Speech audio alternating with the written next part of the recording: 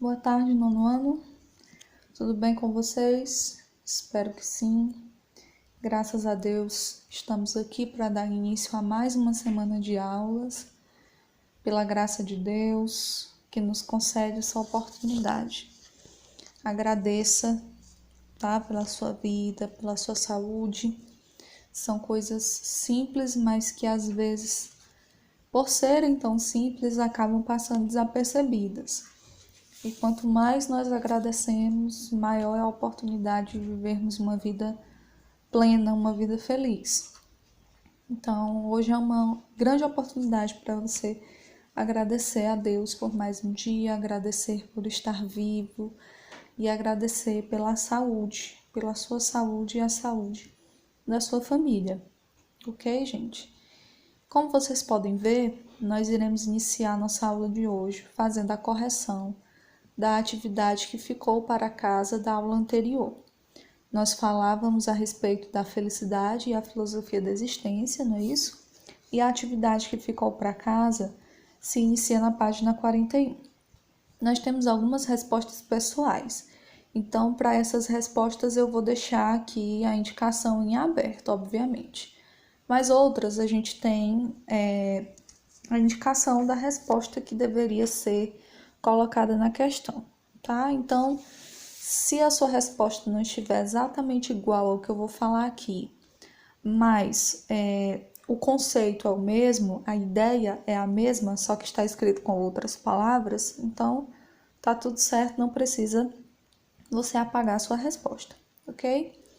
Então, a primeira questão pedia para você pensar nas várias circunstâncias da vida e elaborar um conceito de felicidade.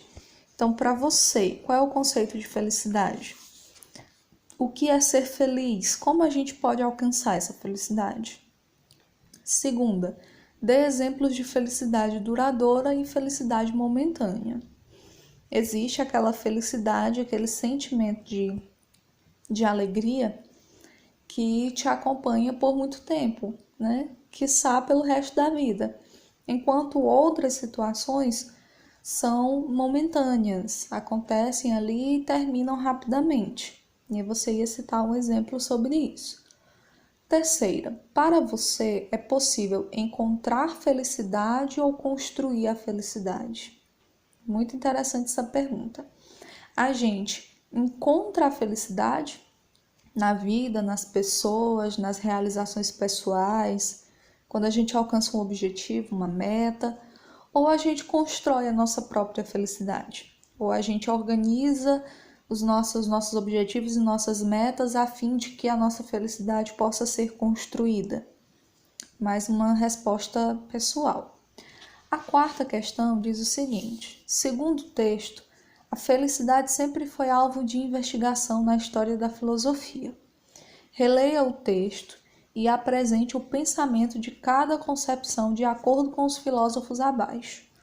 Então, dentro do texto que nós fizemos a leitura, que se inicia na página 38, Aristóteles e Epicuro tinham conceitos a respeito da felicidade, dois conceitos distintos.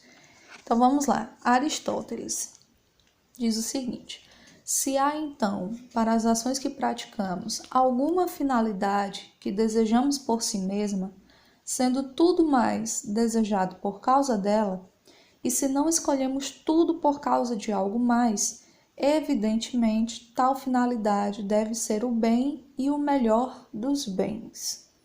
Ou seja, se você põe uma meta, um objetivo, e tudo que você vivencia é por causa dele, então, obviamente, a sua felicidade está resumida a ele.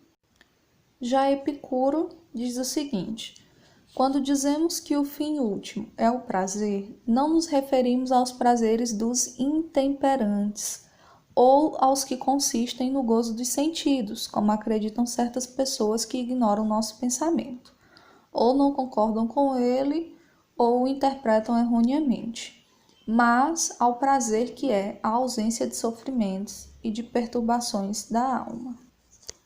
Diferença entre eles, tia. Aristóteles acreditava que a sua felicidade poderia estar direcionada para um objeto, uma coisa, um ser, um estado. Enquanto que Epicuro acredita que a felicidade é quando nós não estamos sofrendo, quando estamos dentro da nossa vivência, sem sofrimento, sem perturbações na alma, aí sim nós alcançamos um estado de felicidade.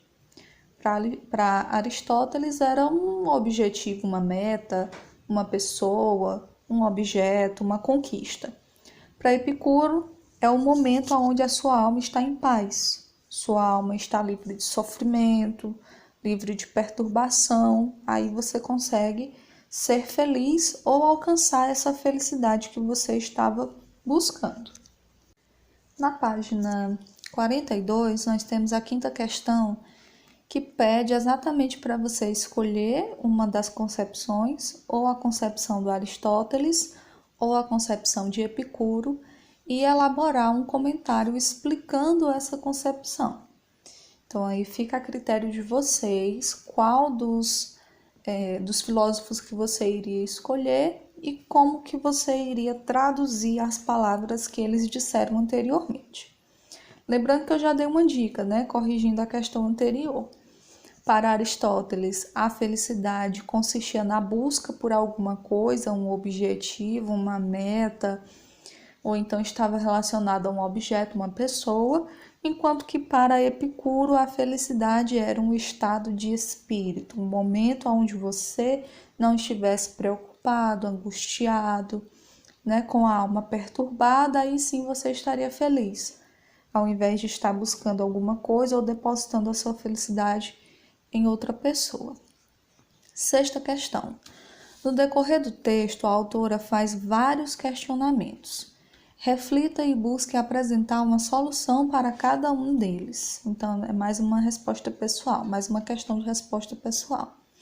Seria doentio o modo de ser de quem encontra felicidade gastando no shopping? É doentio, gente, ou é uma válvula de escape para a pessoa? Fica o questionamento. Como distinguir entre uma loucura a ser contida ou uma inquietação criativa necessária para a construção da pessoa? Digo para vocês que a partir do momento que passa da linha entre aquilo que é saudável e aquilo que não é, já passa a ser loucura, né? Quando a pessoa já começa a fazer as coisas fora de um ritmo, ou então quando a pessoa já começa a, de certa forma, o tempo todo quebrar os limites, ultrapassar os limites, tentando encontrar aquele objetivo, aquela meta, então já deixou de ser um espírito criativo, né? Já virou obsessão, loucura. C. Até que ponto a busca por restabelecer a normalidade não é um impedimento ou um entrave à construção de um modo de ser singular? Letra D. Poderia um tratamento que pretende restabelecer a normalidade transformar-se em um processo de alienação, acomodando as inquietações e adaptando a pessoa a um modo de ser construído socialmente? E letra E. Até que ponto esse modo de ser é saudável? Todos esses questionamentos da letra A até a letra E são respostas pessoais, tá, gente? A sétima questão pergunta o seguinte: para você, Elisandra é louca por não querer a felicidade? Quem não lembra desse personagem, é só voltar lá no texto na página 40, no primeiro parágrafo, que vocês irão encontrar. O autor, ele fala a respeito de Elisandra, que era uma moça que fazia terapia, né? E que quando as pessoas perguntavam se ela fazia terapia para ser feliz ou para encontrar a felicidade, ela ficava transtornada, porque ela acreditava que, vivendo numa sociedade como a nossa, que é cheia de miséria, de fome e violência, é impossível ser feliz. Então ela não podia ser feliz. Não podia ela buscar a felicidade enquanto sabia que vivia numa sociedade com todos esses outros problemas. Então a sétima é mais uma resposta pessoal, porque você vai se posicionar. Você vai dizer se concorda com esse pensamento da Elisandra ou não. Finalizando, gente, a correção da nossa atividade, nós chegamos no tópico da página 43 para refletir, que vai ser o conteúdo da nossa aula de hoje. O título do texto diz o seguinte: quanto maiores a dor e a tristeza, maior será a felicidade que os aguarda.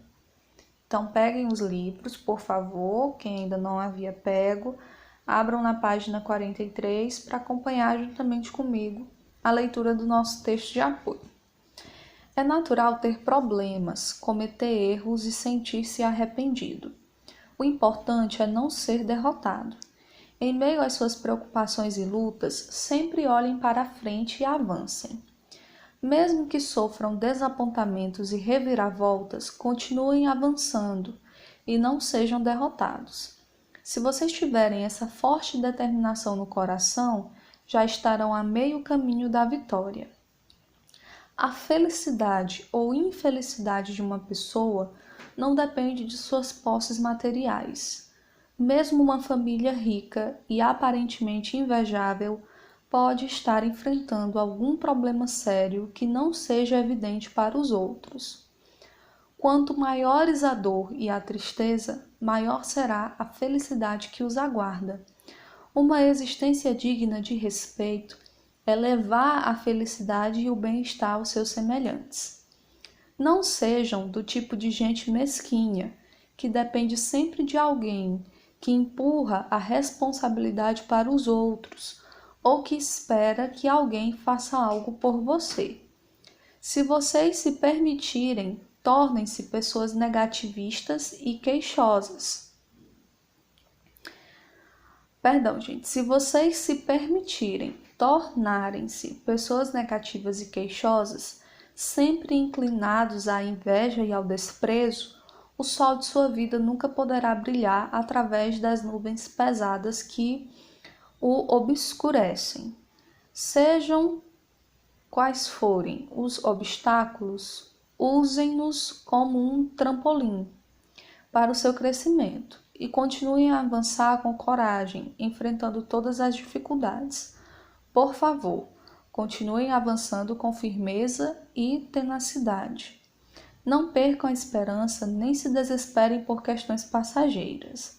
A vida é longa.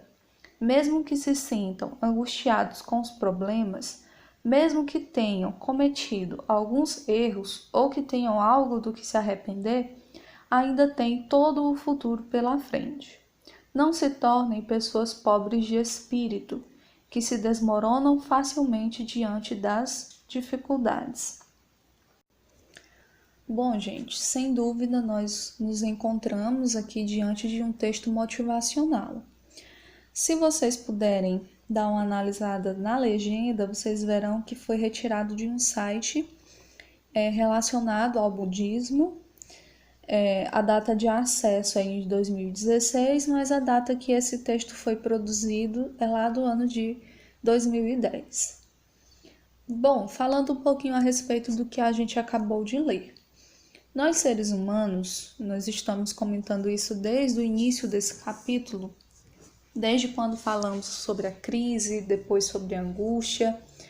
Nós percebemos que a condição do ser humano, enquanto estar vivo, enquanto está aqui lutando nessa vida, nessa dimensão, digamos assim, ele vai automaticamente passar ou enfrentar diversas situações.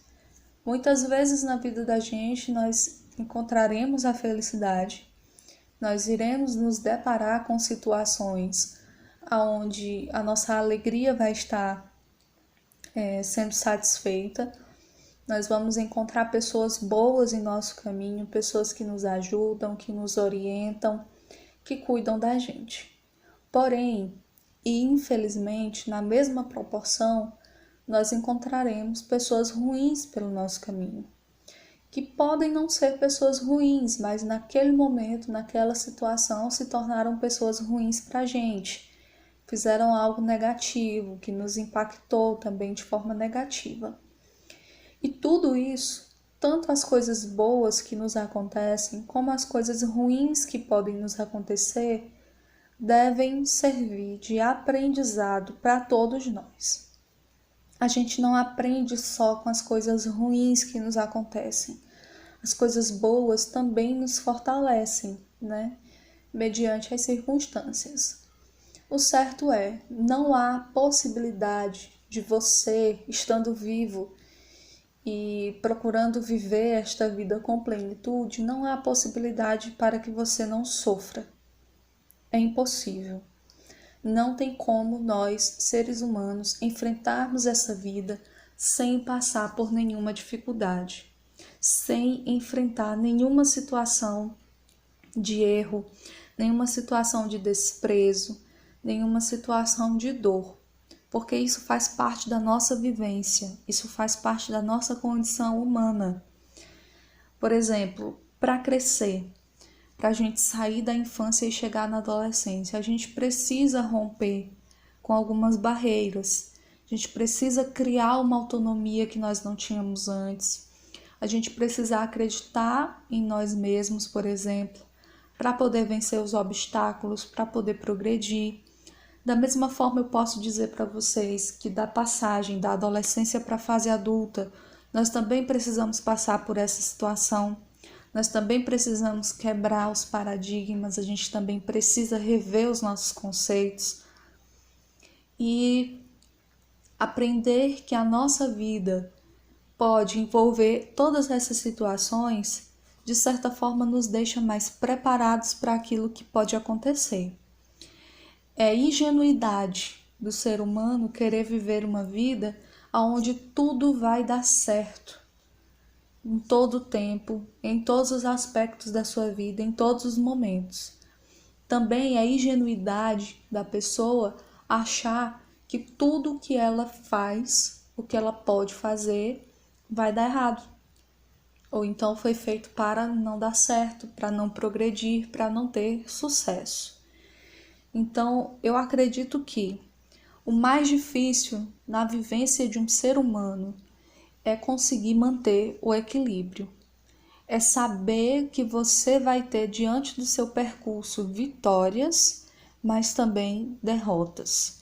Que você vai ter momentos de alegria, momentos de felicidade, mas que também você vai ter momentos de tristeza, momentos de dor. E nenhum momento de alegria e nenhum momento de tristeza deve nos definir.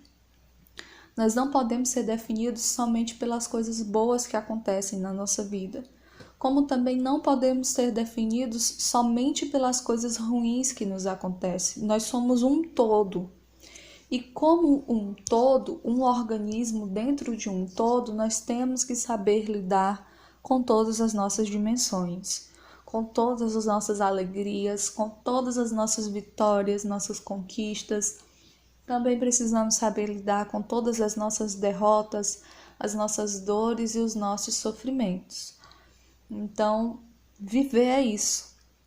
Viver, procurar ser um ser humano melhor a cada dia é isso, é viver em equilíbrio, ou tentando manter o máximo de equilíbrio que você conseguir. Ultimamente, eu posso dizer para vocês que essa tem sido uma tarefa bem mais difícil. Nos últimos dias tem sido bem mais difícil manter o equilíbrio, manter essa paz de espírito que nós precisamos ter para poder viver bem. Mas é possível. É possível manter a nossa sanidade, é possível manter a nossa vida espiritual e até o nosso íntimo em equilíbrio, sem olhar demais para as coisas boas, esquecendo-se também das coisas ruins que podem nos acontecer. Bom, gente, essa foi a nossa aula de hoje. Eu espero que vocês tenham compreendido o que eu quis transmitir nessa tarde. Essa é a atividade que vocês terão para responder, se encontra na página 43. São 4 questões que vocês deverão copiar para responder no caderno. Cabeçalho, gente, por favor, tá? Às vezes a gente esquece de orientá-los a respeito disso e vocês também esquecem de organizar a atividade de vocês. O visual da atividade é tão importante quanto o conteúdo, ok, gente? Então, até a nossa próxima aula.